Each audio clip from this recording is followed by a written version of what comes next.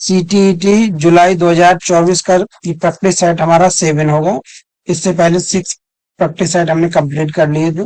ठीक है, आज के प्रैक्टिस सेट में दोस्तों हम CDP के इंपॉर्टेंट क्वेश्चन डिस्कस करेंगे, जो कि आपके पेपर फर्स्ट एंड सेकंड दोनों के लिए ही इंपॉर्टेंट होंगे। ठीक है, तो अगर आप लोग अभी तक हमारे चैनल को सब्सक्राइब नहीं किए हो तो सब्सक्राइब कर लें। क्वेश्चन नंबर फर्स्ट से स्टार्ट करते हैं और यहाँ पर हमें 30 क्वेश्चन टोटल होंगे। ठीक है, तो क्वेश्चन नंबर फर्स्ट क्या कह रहा है? सामान्य परिपक्वता से पहले प्रशिक्षित करना प्राय ऑप्शन ए सामान्य कौशलों के निष्पादन के संदर्भ में बहुत लाभकारी होता है। ऑप्शन बी दीर्घकालिक दृष्टिकोण से लाभकारी होता है। ऑप्शन सी सभी दृष्टिकोण से हानिकारक होता है। ठीक है, ऑप्शन डी प्रशिक्षण हेतु उपयोग में ली गई विधि पर निर्भर करते हुए लाभकारी या हानिकारी हो सकता है। तो इसका राइट ऑप्शन क्या होगा? तो इसका राइट ऑप्शन होगा दोस्तों ऑप्शन सी, सभी दृष्टिकोण से हानिकारक होगा। क्योंकि अगर आप परिपक्व नहीं हुए हो, उससे पहले अगर आप शिक्षण ले रहे हो तो यह हानिकारक होगा सभी दृष्टि से। नेक्स्ट क्वेश्चन है क्वेश्चन नंबर 2। बाल्यकाल होता है, तो बाल्यकाल कितना होता है दोस्तों? जन्म से लेकर 3 वर्ष नहीं, ये तो शैशव काल हो गया। 3 वर्ष से लेकर 6 वर्ष तक, छठे वर्ष से लेकर 12 वर्ष तक, बिल्कुल सही। तो छठे वर्ष से लेकर 12 वर्ष तक आपका बाल्यकाल होगा। ठीक है, नेक्स्ट क्वेश्चन नंबर 3। विद्यार्थियों को विद्यालय में खेल क्यों खेलने चाहिए? ऑप्शन ए, यह उन्हें शारीरिक रूप से सशक्त बनाता है। ठीक है, ऑप्शन बी, यह शिक्षकों का काम आसान करता है। ऑप्शन डी, यह समय बिताने में सहायक होता है। ऑप्शन डी, यह सहयोग एवं शारीरिक संतुलन का विकास करता है। तो ऑप्शन डी आपका बिल्कुल सही होगा। ठीक है, नेक्स्ट क्वेश्चन है क्वेश्चन नंबर 4। निम्नलिखित में से अधिगम संबंधी कौन सा कथन सही नहीं है? इसे उचित वातावरण चाहिए, परिपक्वता का इससे कोई संबंध नहीं है, सहायक सामग्री अधिगम में मदद करती है, अधिगम प्रक्रिया में अभिप्रेरणा महत्वपूर्ण है। क्वेश्चन नंबर 4 का राइट ऑप्शन क्या होगा? तो क्वेश्चन नंबर 4 का राइट ऑप्शन क्या होगा? परिपक्वता का इससे कोई संबंध नहीं सीखने से। ठीक है, तो आपका राइट ऑप्शन ये ऑप्शन बी। Question number 5। शिक्षा बच्चों के लिए सहायक होती है उनके शारीरिक विकास में, केवल मानसिक विकास में, शारीरिक विकास में, उनके चरित्र में। 5 का जो राइट ऑप्शन होगा वो होगा उनके शारीरिक विकास में, option C. Question number 6।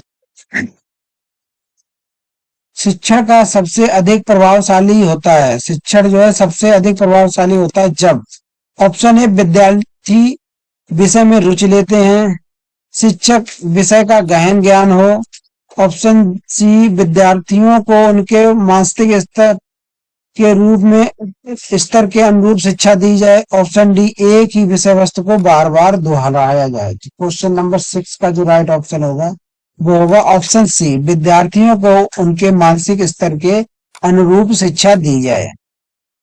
Question number 7। एक बालक कक्षा में सीखे गए गणित का प्रयोग कर किसी अन्य विषय को हल करता है तो यह है? अधिगम का सकारात्मक स्थानांतरण, अधिगम का शून्य स्थानांतरण, अधिगम का नकारात्मक स्थानांतरण, अधिगम ऑप्शन डी प्रेरणात्मक स्थानांतरण। इसका क्वेश्चन नंबर 7 का जो राइट ऑप्शन होगा वो होगा आपका ऑप्शन ए, अधिगम का सकारात्मक स्थानांतरण। ठीक है, नेक्स्ट क्वेश्चन नंबर 8। निम्नलिखित में कौन सा कारक बच्चे के संवेगात्मक विकास को सबसे कम प्रभावित करता है? तो परिवार, आर्थिक स्थिति, स्वास्थ्य या खेलकूद। सबसे कम प्रभावित करता है तो परिवार तो प्रभावित करता है, स्वास्थ्य भी प्रभावित करे, खेलकूद भी प्रभावित करेगा। Question number 8। ठीक है। आर्थिक स्थिति, इसमें राइट ऑप्शन होगा जो होगा आपका दोस्तों ऑप्शन डी, खेल कूद। ठीक है। क्वेश्चन नंबर 9, कोहलबर्ग के अनुसार वह स्तर जिससे बालक की नैतिकता दंड के भय से नियंत्रित रहती है कहलाती है। ठीक है। पूर्व नैतिक अवस्था, परंपरागत नैतिक अवस्था, आत्म स्वीकृत नैतिक अवस्था या नैतिकता स्तर। तो राइट ऑप्शन क्या होगा क्वेश्चन नंबर 9, ये होगा पूर्व नैतिक अवस्था। ऑप्शन ये आपका बिल्कुल सही होगा, पूर्व नैतिक अवस्था। अब प्याजे साहब से एक क्वेश्चन आया है, क्वेश्चन नंबर 10, प्याजे के संज्ञानात्मक विकास के 4 चरणों में कौन सम्मिलित नहीं है? तो प्याजे के जो संज्ञानात्मक विकास के 4 चरण हैं उनमें से एक नहीं है। तो इंद्रिय गामक अवस्था होती है, पूर्व सक्रियात्मक अवस्था भी होती है और अमूर्त सक्रियात्मक अवस्था। आपकी ये उत्तर सक्रियात्मक अवस्था नहीं होती है। तो ऑप्शन सी आपका बिल्कुल सही होगा, ऑप्शन सी आपका सही होगा। क्वेश्चन नंबर 11, निम्नलिखित में से कौन सा कथन सही नहीं है? विकास और बुद्धि एक दूसरे के पर्यायवाची हैं। विकास एक सतत प्रक्रिया है, बुद्धि विकास का ही भाग है। बिल्कुल सही। ऑप्शन डी, विकास कार्य क्षमता, कार्य कुशलता और व्यवहार में आने वाले गुणात्मक परिवर्तनों को प्रकट करता है, ये भी सही। तो इसका जो सही नहीं होगा वो होगा ऑप्शन ए। तो ऑप्शन ए ही इसका राइट ऑप्शन होगा। विकास और बुद्धि एक दूसरे के पर्याय नहीं होते हैं। ठीक है। क्वेश्चन नंबर 12, निम्नलिखित में से कौन सा नैतिक आदत नहीं है? तो सत्य बोलना, सहानुभूति दिखाना, सही उच्चारण करना, जीवों पर दया करना। सही उच्चारण नहीं है, सही आचरण होगा। फिर ऑप्शन क्वेश्चन नंबर 12। ठीक है। क्वेश्चन नंबर 12 का राइट ऑप्शन है सही उच्चारण करना। ये नहीं होगा नैतिक का। ठीक है। नेक्स्ट क्वेश्चन, क्वेश्चन नंबर 13, निम्नलिखित में से कौन सा विकल्प शिक्षा मनोविज्ञान की एक सीमा है? ऑप्शन ए, बाल विकास के विभिन्न अवस्थाओं का ज्ञान, कक्षा की समस्याओं का समाधान, बालक केंद्रित शिक्षा, व्यक्तित्व भिन्नता की समस्या। तो राइट ऑप्शन क्या होगा क्वेश्चन नंबर 13 का? ये होगा ऑप्शन डी, व्यक्तित्व भिन्नता की समस्या। नेक्स्ट क्वेश्चन, क्वेश्चन नंबर 14, निम्नलिखित में कौन सा विकल्प अधिगम के संबंध में सही नहीं है? अधिगम समायोजन है, अधिगम सिर्फ ज्ञान प्राप्ति है, अधिगम विकास है, अधिगम परिपक्वता है। तो क्वेश्चन नंबर 14 का राइट ऑप्शन क्या होगा दोस्तों? ये होगा आपका अधिगम सिर्फ ज्ञान प्राप्त है। ये ऑप्शन गलत होगा, जो कि इसका बिल्कुल राइट ऑप्शन होगा। ठीक है।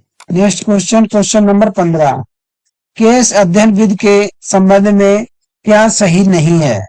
ये एक मनोवैज्ञानिक विधि है, ये विधि बहुत जटिल है, ये सरल और सस्ती विधि है, यह कारण का पता लगाकर समस्या का निदान करती है। तो क्वेश्चन नंबर 15 का राइट ऑप्शन होगा ऑप्शन बी, यह विधि बहुत जटिल है। ठीक है। नेक्स्ट क्वेश्चन, क्वेश्चन नंबर 16, कक्षा 3 के विद्यार्थी के लिए निम्नलिखित में से शिक्षण का सबसे अच्छा तरीका कौन सा होगा? ऑप्शन ए, प्रयोगशाला विधि, ऑप्शन बी, समूह वार्तालाप, ऑप्शन सी, व्याख्यान विधि, ऑप्शन डी, सृजनात्मक क्रियाकलाप। तो क्वेश्चन नंबर 16 का राइट ऑप्शन क्या होगा? सृजनात्मक क्रियाकलाप अर्थात क्रिएटिविटी। क्वेश्चन नंबर 17, निम्नलिखित में कौन सी एक बालक की मनोज्ञात्मक विधि नहीं है? खेलना, गेंद फेलना, गेंद फेंकना, लिखना, सोचना। ठीक है। तो क्वेश्चन नंबर 17, तो राइट ऑप्शन उसका होगा ऑप्शन डी, सोचना। क्वेश्चन नंबर 18, बच्चों के संज्ञानात्मक विकास में को सबसे अच्छे तरीके से कहाँ परिभाषित किया जा सकता है? खेल के मैदान में, घर में, ऑडिटोरियम में, विद्यालय एवं कक्षा में। तो राइट ऑप्शन क्या होगा क्वेश्चन नंबर 18 का? ऑप्शन डी, विद्यालय एवं कक्षा में। Next question, question number 19। Question number 19 क्या कह रहा है? बहुलब्धि, बुद्धिलब्धि संबंधी निम्नलिखित में कौन सम्मिलित नहीं है? तो बुद्धिलब्धि में औसत बुद्धि भी होती है, ठीक है, बुद्धिमान भी होता है, कला में रुचि, कला में रुचि नहीं, मध्य बुद्धि होता है। तो इसी के राइट ऑप्शन होगा 19 का, कला में रुचि। Next question, question number 20। निम्नलिखित में से बौद्धिक वातावरण को प्रभावित करने वाला सबसे महत्वपूर्ण कारक कौन सा है? तो विद्यालय का वातावरण, परिवार का वातावरण, आस पड़ोस का वातावरण, सांस्कृतिक वातावरण। तो क्वेश्चन नंबर 20 का राइट ऑप्शन क्या होगा? विद्यालय का वातावरण, विद्यालय का वातावरण। Question number 21। क्वेश्चन नंबर 21, पियाजे के अनुसार विकास की प्रथम अवस्था जो जन्म से 2 वर्ष तक में बच्चा अधिक उपयुक्त प्रयोग से किसके द्वारा सीखता है? तो किसके द्वारा सीखता है? ऑप्शन है इंद्रियों के प्रयोग से, अमूर्त चिंतन से, भाषा के नए सीखे शब्दों के बोध से, मूर्त चिंतन से। तो 0 से 2 वर्ष तक किस द्वारा सीखता है? इंद्रियों के प्रयोग से, इन 0 से लेकर 2 वर्ष तक, ठीक है। राइट ऑप्शन इसका होगा ऑप्शन ए। नेक्स्ट क्वेश्चन है क्वेश्चन नंबर 22। निम्नलिखित में से किस क्षेत्र में एनसीईआरटी मनोविज्ञान का प्रयोग कर रहा है? पाठ्य पुस्तकों का निर्माण, विद्यालय संगठन, विषय निर्धारण, वित्तीय सहायता। क्वेश्चन नंबर 22 का राइट ऑप्शन क्या होगा? ऑप्शन ए, पाठ्य पुस्तकों का निर्माण। Question number 23। क्वेश्चन नंबर 23 क्या कह रहा है? निम्नलिखित में से किस कारक का सीखने पे सबसे कम प्रभाव पड़ता है? थकान का, आयु का, रोग का, लिंग भेद का। तो सबसे कम किसका प्रभाव पड़ता है ये आपको बताना। क्वेश्चन नंबर 23 का तो सबसे कम प्रभाव पड़ता है वो लिंग भेद का, ऑप्शन डी। Question number 24। निम्नलिखित में से कौन सा प्रश्नावली विधि दोष नहीं है? ऑप्शन ए, अच्छे प्रश्न बनाना एक कठिन कार्य है, इस विधि से अनेक व्यक्तियों के विचार जाने जा सकते हैं। ऑप्शन सी, हो सकता है कि सम्मिलित प्रश्न सुनियोजित न हो। ऑप्शन डी, हो सकता है कि लोग प्रश्नों को उत्तर देने में रुचि न रखें। तो 24 का जो राइट ऑप्शन होगा वो होगा ऑप्शन बी, इस विधि से अनेक व्यक्तियों के विचार जाने जा सकते हैं, ये इसका दोष है, ठीक है। Next question, question number 25। निचली कक्षाओं में शिक्षण की खेल विधि जिस पर आधारित है वो है। निचली कक्षाओं का मतलब होता है 1 से लेकर 5 तक, ठीक है। ऑप्शन ए, शारीरिक शिक्षा कार्यक्रम। ऑप्शन बी, शिक्षण की विधियों के सिद्धांत। ऑप्शन सी, विकास और बुद्धि के मनोवैज्ञानिक सिद्धांत। ऑप्शन डी, शिक्षण के समाजशास्त्रीय सिद्धांत। क्वेश्चन नंबर 25 का जो राइट ऑप्शन होगा वो होगा ऑप्शन सी, विकास और बुद्धि के मनोवैज्ञानिक सिद्धांत। Question number 26। निम्नलिखित में से कौन सा एक लक्षण बहुमुखी व्यक्तित्व का नहीं है? तो ऑप्शन ए, मिलनसार। ऑप्शन बी, नेतृत्व शक्ति। ऑप्शन सी, आक्रामक स्वभाव। ऑप्शन डी, दिव्य स्वप्न देखने वाला। क्वेश्चन नंबर 26 का जो राइट ऑप्शन होगा वो होगा दिव्य स्वप्न देखने वाला, ये नहीं होगा, ठीक है। Question number 27। निम्नलिखित में से कौन सा बालक के मानसिक स्वास्थ्य पर प्रभाव डालने वाला कारक नहीं है? ऑप्शन ए, परिवार में गरीबी, कक्षा में नींद आना, स्नेह का अभाव, पारिवारिक कलेश। क्वेश्चन नंबर 20 का जो राइट ऑप्शन होगा वो है कक्षा में नींद आना, कक्षा में नींद आना।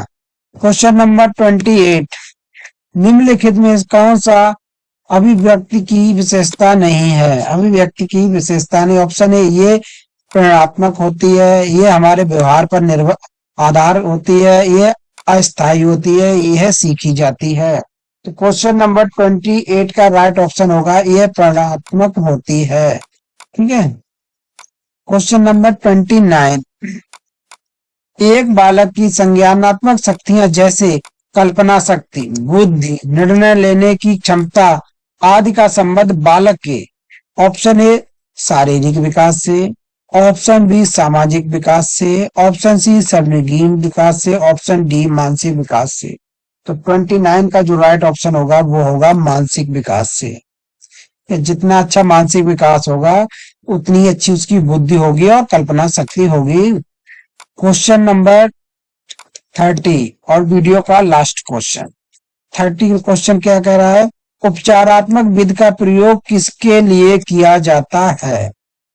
ऑप्शन ए बच्चे के लिए, ऑप्शन बी समस्यात्मक बच्चे के लिए, ऑप्शन सी सामान्य तथा समस्यात्मक बच्चे, ऑप्शन डी प्रभावशाली बच्चे। क्वेश्चन नंबर 30 का जो राइट ऑप्शन है वो होगा ऑप्शन बी, समस्यात्मक बच्चों के लिए इसका प्रयोग किया जाता है। तो दोस्तों ये था हमारा वीडियो। जय हिंद, वंदे मातरम।